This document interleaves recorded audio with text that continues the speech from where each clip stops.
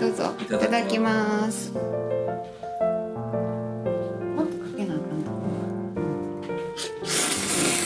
ね。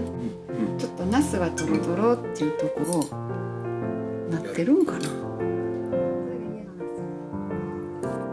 硬さが柔らかい。家の方が柔らかい。家の方がナスの方が柔らかい。トロトロには難しいね。これもあんねん今日は。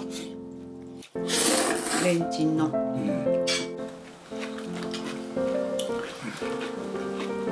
ごちそうさまでした。今日はどうだった？今日のこのおそうめんどうだった？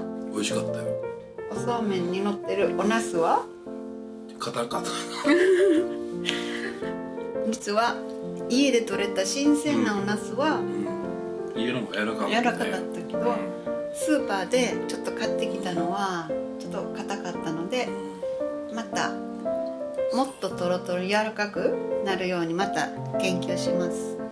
でこれはどうだった？ナスでチンの豚の。美味しかった。これすごい美味しかった。これはレンジでチンで美味しかったです。